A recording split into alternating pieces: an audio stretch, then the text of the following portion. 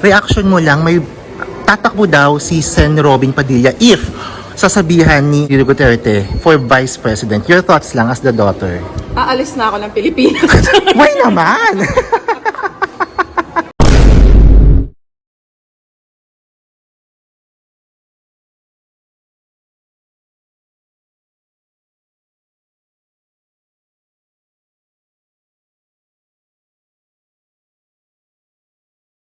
Matatanda ang sinabi ni Senator Robin Padilla sa isang panayam noong February 20, 2026 na bagamat ayaw na niya sa politika, ay nakahanda umano siyang tumakbo bilang Vice President kung ipag-uutos ito sa kanya ng ama ni Vice President Sara Duterte na si former President Rodrigo Duterte. Noong araw na iyon ay sinabi ng senador na malaki umano ang utang na loob niya kay former President Duterte, kaya susundin niya ang lahat ng sasabihin nito. Dagdag pa niya, si former President Duterte umano ang nag-udyok sa kanyang tumakbo bilang senador.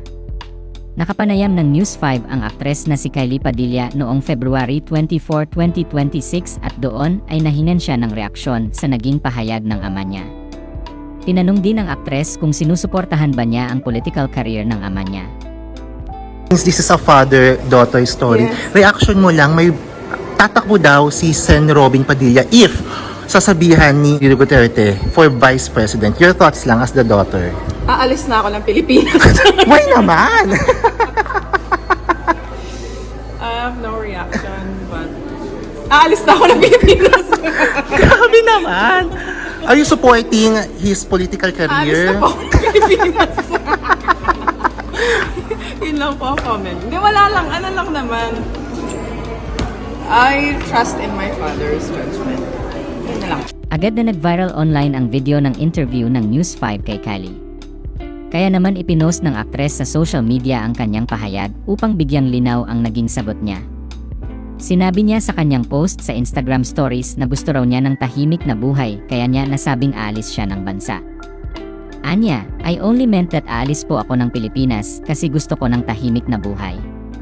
It was not a comment to insult my father because I trust in his judgment and all the good he is doing for this country. But I think it is also my right to know what kind of life I want to live. And that is a quite peaceful life. Yun yang po. XOXO.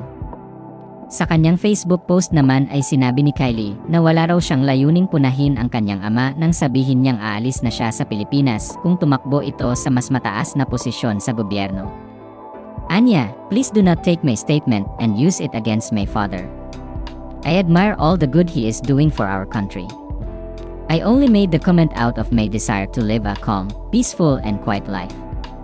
Di ko sinabi yun to insult him or anyone else. I love him and only wish for him to be happy and safe always. Samantala, inilahad ni VP Sara sa isang panayam noong February 22 na mayroon na raw siyang ni-recruit simula pa noong nakaraang taon. Ngunit hanggang ngayon ay hindi pa raw ito nakakapagdesisyon sa alok na maging katandem niya sa 2028 elections.